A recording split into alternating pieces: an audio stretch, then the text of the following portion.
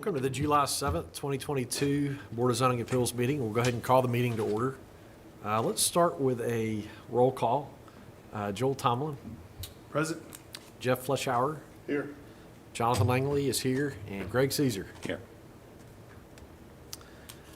All right, so I want to welcome Greg to the board. It's good to see you back. Yeah. Glad to have you. So I was going to give you a hard time. I talked to Chelsea earlier today, and she said Greg will be with us, and I was like, "Greg, is that Greg Caesar?" Same thing. So, welcome back. Yeah, I'm back. Good deal. Staff announcements. Good evening. I just want to make a few quick announcements regarding staff. First of all, welcome back, Greg. Glad to have you back. As you know, we have Lori over here from our Building and Neighborhood Services Department and Bill Squires with our law department, but we've had some changes in the planning department structurally. As you know, Victoria recently moved to a different position outside the city, but as part of this new budget year, we were allowed to create a new assistant director position. So now Kelly is becoming assistant director that will be over historic preservation and long-range planning. And Amy, wave Amy over there to the left, who has been our current planning supervisor, has been promoted to assistant director over development and current planning. So this board will actually shift under Amy's supervision. And Chelsea Randolph is one of our principal planners in the current planning department, and she is taking over kind of the project planner role for Board of Zoning Appeals in this interim basis while we are actually hiring a replacement for the planner position that Victoria had. So Chelsea will be with you on an interim basis. Amy will be with you on a more long-term basis, but I just wanted to introduce them, and we appreciate Kelly and all her service to this board, but you probably won't be seeing her as much, so I just wanted to let y'all know that. Thank you. Hi, I'm Chelsea Randolph. I have an announcement in terms of the last item number 4. The applicant is here, but they have requested deferral to the August 4th BZA meeting. So you will have to vote on allowing it to be deferred, but I just wanted to let you know so that we didn't have to wait till the very end to do that. Okay. So my thought there is we'll approve the minutes and then go ahead and take item 4 first. So we'll reorder 4 to first, and then everything will just slide down 1. If the board's good with that. All right. Anything else, staff? No, sir. Thank you. All right. I feel like I'm too young to be a sir. All right, so next item is approval of the meeting minutes from May 5th. Any questions or additions from the board? If not, I'm ready for a motion for approval. Motion to approve the minutes from May. Motion made by Joel. Is there a second? Second. Second by Jeff. All in favor say aye. Aye. Anyone opposed? Would just abstain as long as that is appropriate, since I wasn't here for the meeting. Okay. So 3 for yes, 1 abstention. Minutes are approved. All right, so I'll go ahead and read the caption for item number 4. It's a variance request to allow more than the maximum number of retaining walls on a site, and a variance request to allow for a taller than allowable retaining wall within a front yard, and a variance request to allow for a taller than allowable retaining wall within a side rear yard, and then finally, a variance request to allow for encroachments into areas with slopes of 20% or greater for the property located at 1229 Road of the Round Table. So with this one, I guess the applicant, are you in agreement with deferral on that? Okay, so do we need to do public comment, Bill, on this? Okay. All right, so there's a motion for deferral from the board. Yes, I'll make a motion to defer the variance request for item number 4 to the August meeting. Okay. Second. So it's August 4th is going to be that meeting. So a motion for deferral to August 4th.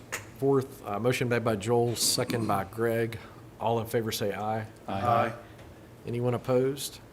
Seeing none, item is deferred to the August 4th meeting. Thank you.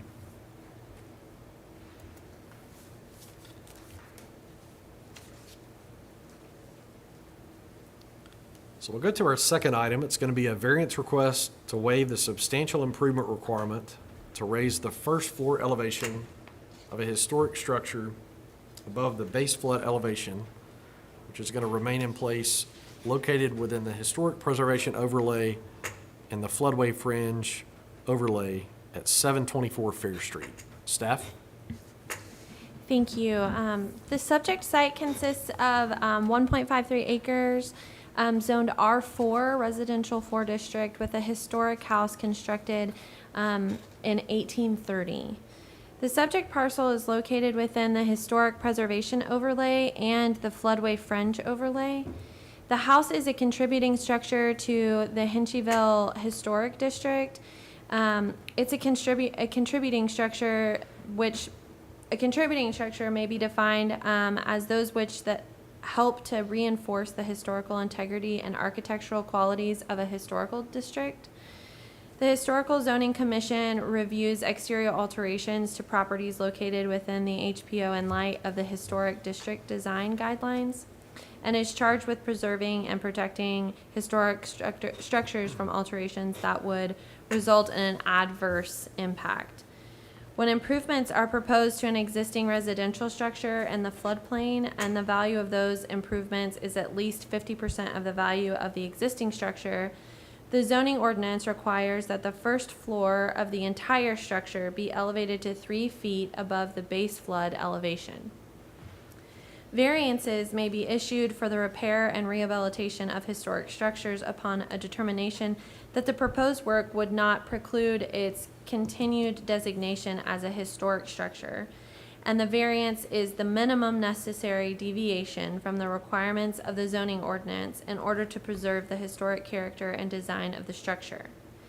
Variance requests for historic structures in the floodplain receive a recommendation by the HZC prior to consideration by the Board of Zoning Appeals. For the HZC recommendation request, the owner of the property submitted 2 photographs demonstrating the potential appearance of the building. 1 elevated to meet the requirements of the zoning ordinance at 3 feet above base flood elevation, which was Exhibit 1 in your staff report, and 2 elevated to the minimum required height to meet the non-residential use regulation of at 1 foot above base flood elevation, which was Exhibit 2. However, the proposal is to allow the historic house to remain at its existing first floor elevation.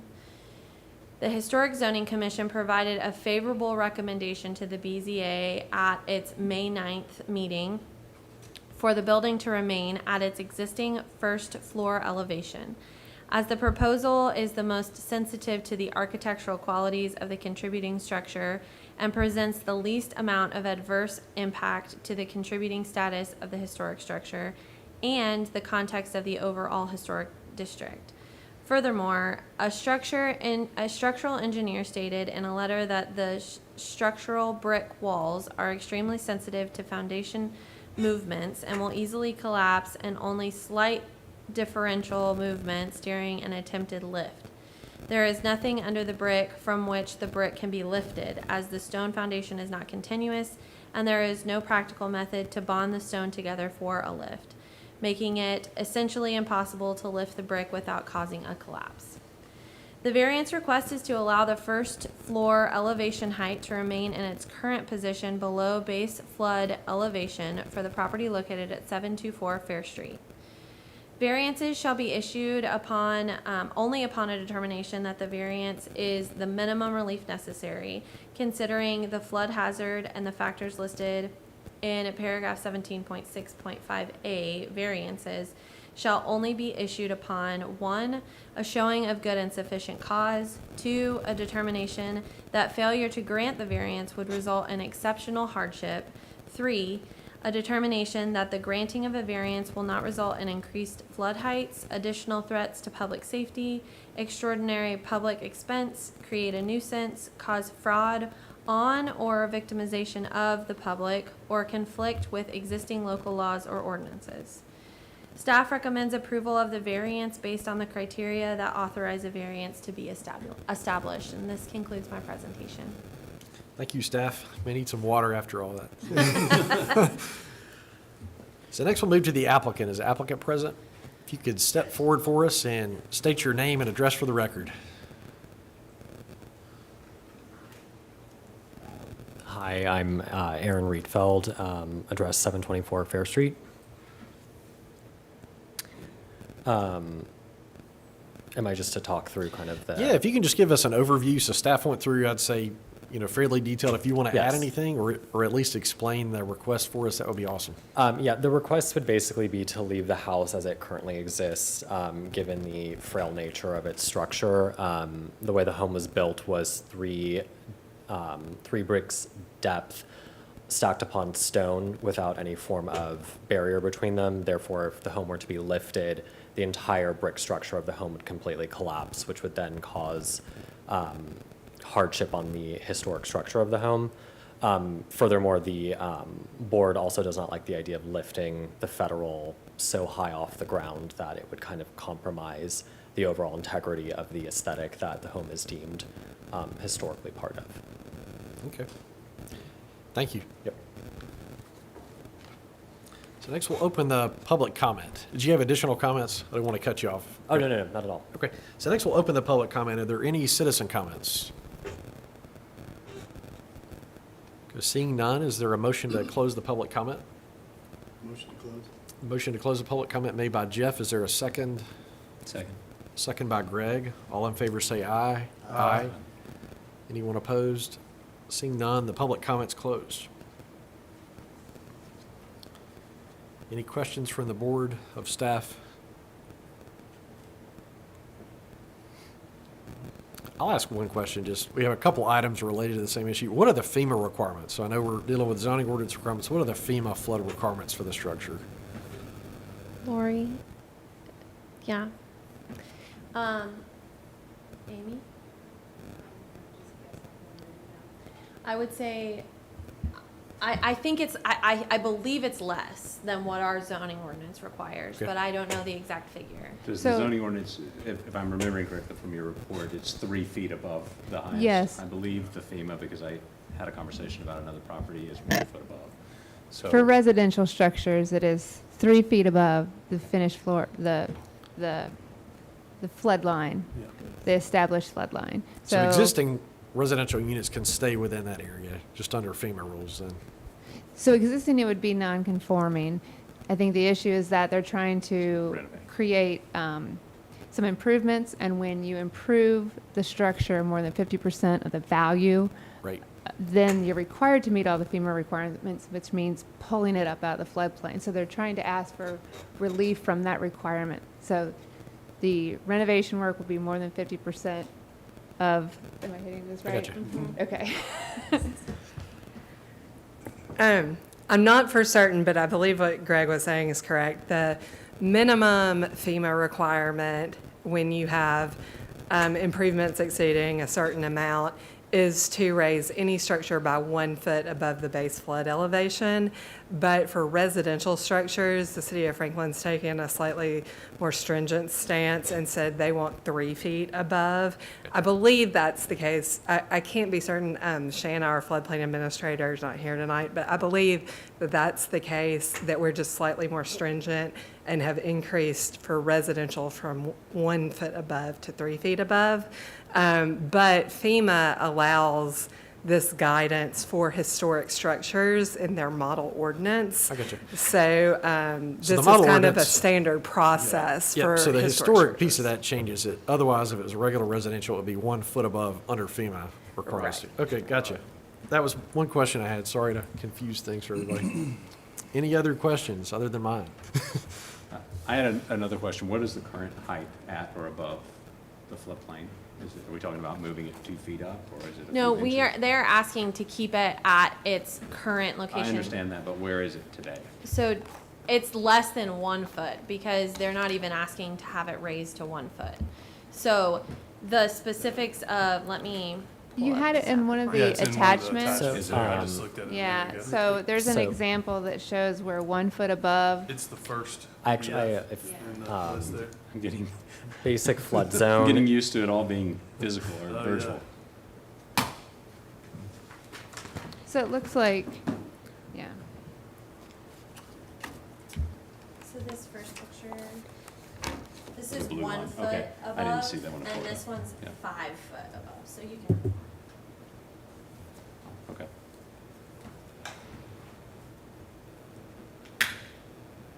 Thank you. If the board's ready, I'm ready to entertain a motion. Yeah, I'd like to make a motion. I'd like to move to approve the variance request to waive the substantial improvement requirement to raise the first floor elevation of a historic structure above the base flood elevation located within the historic preservation overlay and the flood fringe overlay at 724 Fair Street because it meets the criteria for granting a variance. Okay, motion for approval made by Joel. Is there a second? I'll second that. Second by Greg. All in favor say aye. Aye. Anyone opposed?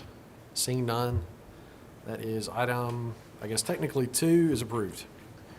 thank you. Thank y'all.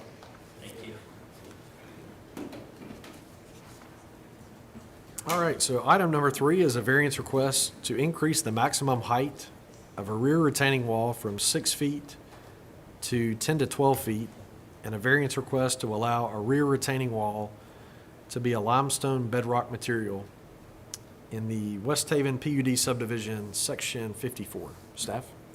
thank you. The subject parcel is located in the West Haven subdivision and is zoned PD Plan District. The parcel is in section 54. Grading plans were previously submitted for section 54 and included a 3-to-1 slope at the rear line for lots 2143 through 2153 up to the tree line. The initial grading plans did not include retaining walls. However, once construction began, 2 conditions were discovered. 1, a substantial layer of solid work at the toe of the slope behind the home sites, and 2, evidence of perched water coming from the side of the slope. The discovery of these 2 conditions led the applicants to seek a solution. The mitigation strategy included leaving the solid rock wall behind the home sites and decreasing its slope from 3-to-1 to 4-to-1. This request includes keeping the solid rock at a rear retaining wall and maintaining its natural limestone bedrock material, which exceeds the maximum height in the zoning ordinance and does not meet the material cladding requirements. The wall is in close proximity to the rears of existing residential lots within the development. The BZA may authorize a variance only when the request has met all 3 criteria in accordance with FCO 20.10.6 and state law. The staff has completed an analysis of the request in light of these criteria. 1, where by reason of exceptional narrowness, shallowness, or shape of a specific piece of property at the time of the enactment of the zoning ordinance, or by reason of exceptional topographic conditions or other extraordinary and exceptional situation or condition, such a piece of property is not able to accommodate development as required under this zoning ordinance. 2, the strict application of any provision enacted under the zoning ordinance would result in peculiar and exceptional practical difficulties to or exceptional or undue hardships upon the owner of the property. And 3, such relief may be granted without substantial detriment to the public good and without substantially impairing the purpose and intent of the zoning ordinance. Based on the criteria above, staff recommends approval of the variance request with the following conditions. 1, the catchment zone shall include signage and fencing to block off the area to the public. Fencing shall be designed to allow for stormwater movement. And 2, the proposal shall comply with all recommendations cited in the Technology Associates, Inc. report dated May 16th, 2022, and the Tennessee Department of Transportation standard rock cut slope and catchment requirements, whichever is more restrictive. This concludes my presentations, and I'm available for any questions. Thank you, staff. Is the applicant present for this item? If you could step forward for us and just state your name. I'm Luke Klausner, civil engineer with Chastain Skillman, working for Southern Land Company on West Haven. Gotcha. Any additional comments to add? No, I think staff got it pretty well. The basic concern for this was we had slope failure along this slope that is currently at a 4-to-1 slope. So if we were to go back to the original grading plan and go to 3-to-1, the slope failure would just get even worse. So that's what kind of spurred this going forward. Okay. Thanks. Yes, sir. Necessitation. Yeah. Not exciting. So next, we'll open the public comment. Are there any citizen comments? All right, seeing none, is there a motion to close the public comment? Motion to close. Motion to close made by Jeff. Is there a second? Second. Second by Joel. All in favor say aye. Aye. Anyone opposed? Seeing none, public comment is closed. Any questions from the board? Okay, I'm ready to entertain a motion whenever you guys are ready. Yeah, I'll entertain a motion. I'll go ahead and move to approve with conditions, the variance request to increase the maximum height of the rear wall retaining wall from 6 feet to 10 to 12, and to allow a rear retaining wall to be a limestone bedrock material, all at the West Haven PUD subdivision, section 54, because all three criteria for granting a variance request have been met. And the caveat is that those approved conditions are based on the reasoning, or let's see, the catchment zone shall include signage and fencing to block off the area to the public. Fencing shall be designed to allow for stormwater movement, and the proposal shall comply with all recommendations cited in the Geotechnology Associates report dated May 16, 2022, and the Tennessee Department of Transportation standard rock cut slope and catchment requirements, whichever is more restrictive. Those are the conditions. Okay, so motion for approval with conditions made by Joel. Is there a second? Second. Second by Jeff. Could I have discussion on the motion? Absolutely. I'm just curious, Joel, just to make sure, I think one of the concerns is the static look or the standing look of a purely limestone wall. There's that height. Is that one of the concerns of the variance? Well, I guess so. I mean, we have material requirements for retaining walls, and they are to have a certain look. This is just exposed bedrock, so it goes against what the zoning ordinance requires. That's why there's the variance for that component. And then in addition to that, there's an aesthetic piece that you included in there, Joel. I just was going with the staff recommendations and what it said. It's not really I don't aesthetics think as this is the condition. It's more of a catchment area, so that if there is some amount of rock movement that falls, that there's a zone that's, blocked off So from that public doesn't- access. Right, So people exactly. don't go in that So they area can and get rocks naturally- on them. That was Actually all. I just wanted to fall. make sure that we were protecting and aesthetically obscuring if necessary, but it doesn't sound like, since it is natural bedrock, that would be a concern. Okay. Okay, so we have a motion for approval with conditions by Joel, I believe seconded by Craig. Or maybe you haven't seconded yet. Is there a second? Jeff? Jeff Second by seconded. All right, so Yeah. see, good to clarify all this. So, second by Jeff. Any more discussion? All in favor say aye. Aye. Anyone opposed? Seeing none, the item is approved with conditions.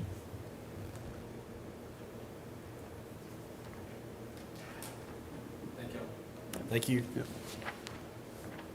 All right, so next is item number 4.